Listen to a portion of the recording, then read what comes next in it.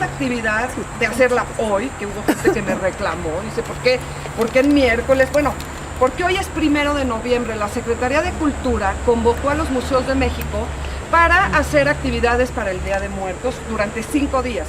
La Sinagoga Histórica de Justo Sierra propusimos 2 conferencias que ya pasaron, que estuvieron buenísimas, y estas visitas para que veamos cómo somos los judíos en el tema de la muerte, que es muy diferente, y cómo es un panteón judío, que lo que vamos a ver hoy en toda la primera parte, que es la que más nos fascina, ya no se acostumbra. Vamos a terminar en la parte nueva para que vean cómo somos todavía más aburridos. Entonces, te cedo la palabra. Siglo XIX, al final del siglo XIX es cuando empieza a haber una inmigración real al país, aunque habíamos estado aquí desde el siglo XVI, pero después por razones de la Inquisición abandonamos el país y no hubo una presencia ni real, ni notoria, ni documentada hasta el siglo XIX. Al llegar los judíos a este país, empezaron a desarrollarse poco a poco, pero pues, lo que hacían era vivir y no morir. Cuando empezó a haber fallecimientos, la gente iba siendo sepultada según su origen, esto es, o en el panteón francés, o en el panteón alemán, o en el panteón norteamericano, que era la principal presencia de judíos de ese origen en este país. Hubo una persona muy importante en esta comunidad de nombre Jacobo Granat, el fundador del Salón México, que trajo prácticamente el cine a este país. Y Jacobo Granat tuvo a bien en fundar el primer panteón judío en el pueblo de Tacuba, hoy es una colonia, hoy es un barrio, junto a todos los panteones que conocemos en esa zona, y esta es conocido hoy como el de la Alianza Monte Sinai, que fue la primera organización comunitaria de este país, establecida en el siglo pasado, en el año 1912. Lo importante, ya una cosa ya la dije, se reunieron en el templo masónico.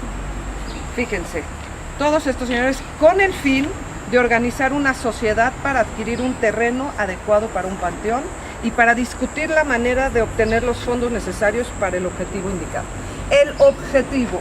Esta es la primera acta que escribe la primera comunidad judía de México, que se llamó Alianza Monte Sinaí, fue la fundación de un panteón. No hay comunidad si no hay cementerio. Él era austriaco y él era ashkenazí, pero en Lemberg, en Lemberg, ajá, que hoy es hoy es Ucrania, pero él llega a México, sus restos están en el panteón de Monte Sinai y él presta estos 3,600 pesos, que para que se den cuenta del dineral que era, en esta junta hacen una mesa directiva y al final se hizo una colecta entre los presentes, la que produjo la suma de 20 pesos. Así empezó la historia de la comunidad judía de México. Eran pesos oro, no eran los pesos de ahorita, para ellos era un esfuerzo, pero no dejaba de ser.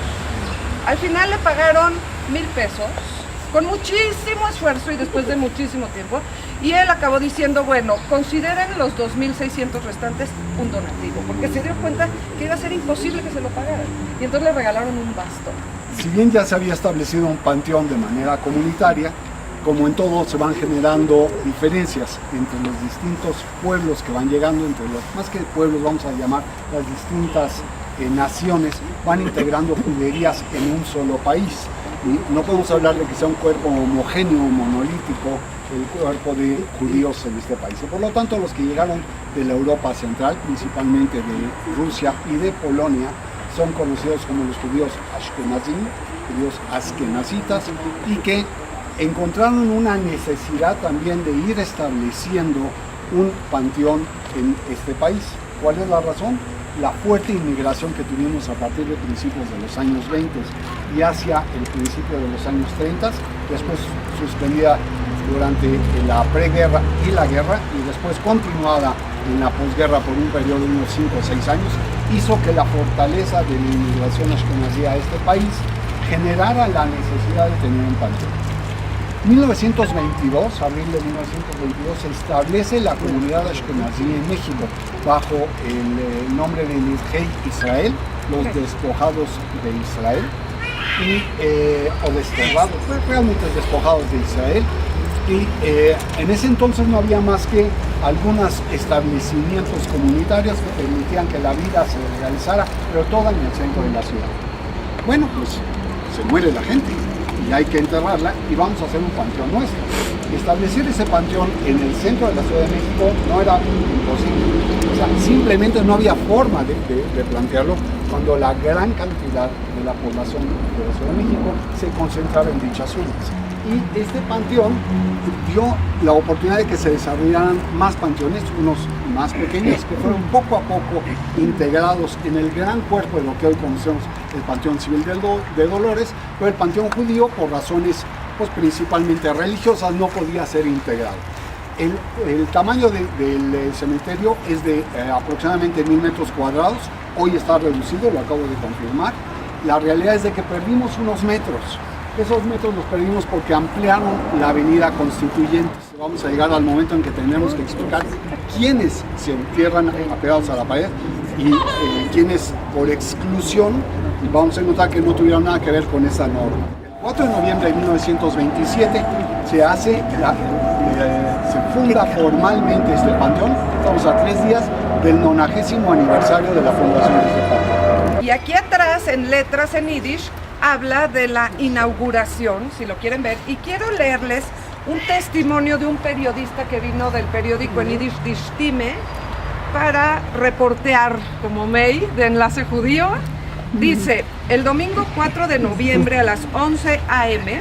viajé al lugar donde se iba a visitar el panteón, donde se iba a instalar el panteón judío. El lugar se encuentra afuera de la ciudad, a un lado de Tacubaya, frente al Panteón de Dolores. Cuando llegué, ya se encontraba un gran público que había llegado a compartir la experiencia de colocar la piedra fundamental. En las casas de los ahí reunidos, en las caras, se podía leer un pensamiento de tristeza y una expresión de miedo y de impotencia ante el inexorable destino del hombre. Pero el aire fresco que se respiraba, el claro cielo azul y el sol invernal que nos cubría con un calor agradable, rápidamente aplacaron los pensamientos tristes y los escondieron tras el dintel de la conciencia, haciendo que el público reunido se comportara muy bien. Comieron el pastel de miel que se les ofreció y lo acompañaron con tarros de cerveza. Fue el presidente municipal de Tacubaya y todos los grandes líderes comunitarios. Estamos hablando de 1927, se inaugura en el 28. Todavía la comunidad ashkenazí no había acabado de llegar. O sea, es en los inicios de esta migración. Y dice que sobre sus cabezas ondeaba la bandera de México y la israelita. Antes esta era un área de espacios libres. Todo panteón judío, para poder entrar, requiere un área de espacios libres. Y hay una razón primero religiosa y después hay una razón comunitaria. ¿Por qué espacios libres? Porque, aunque no lo crean, hay un linaje en el pueblo de Israel. Y este linaje establece 3 categorías: la categoría sacerdotal o coanitas, la categoría ministerial o levitas y el pueblo de Israel. Los coanitas no pueden tener contacto con muertos. La única manera en que lo tengan con muertos es de manera absolutamente cercana en la línea familiar. Por lo tanto, si vienen a un entierro, se tienen que quedar en esta área de espacios libres. ¿Por qué? Para que no sean contaminados con muertos. Para nosotros la muerte implica contaminación. ¿Cómo se permitía la entrada al panteón? Primero, siempre en el espacio delimitado que ven ustedes atrás de sí, este espacio delimitado ya permite que podamos accesar a esa área. Esa área tenía por norma originalmente dividir del lado derecho entierro de varones religiosos y del lado izquierdo o de frente a nosotros el entierro de mujeres religiosas. Como estamos más del lado de mujeres, perciban ustedes las decoraciones en las lápidas, donde encuentran ustedes candelabros. Los candelabros son una de las 3 obligaciones religiosas que tiene la mujer. La mujer tiene la obligación de la pureza a través del baño ritual, tiene la obligación del pan el viernes por la noche, que lo llamamos jalá, un pan trenzado, y tiene la obligación de dar a luz. no solo a los humanos, sino dar luz a la casa, dar luz a la familia, dar luz, literalmente son la luz ustedes las mujeres, y por lo tanto la mujer enciende los candelabros los viernes por la noche, y ahí tenemos una muestra de que eran mujeres religiosas que procuraban el cumplimiento de estas normas. Hacia el lado derecho vamos a encontrar a los varones, donde vamos a encontrar otro tipo de elementos que nos vienen a indicar que sí eran personas religiosas. Y si no están los elementos, para eso están las inscripciones, ya sea en español, ya sea en hebreo, en yiddish o en alguna de las otras lenguas que correspondían a los países de su origen, las vamos a encontrar con mucha frecuencia.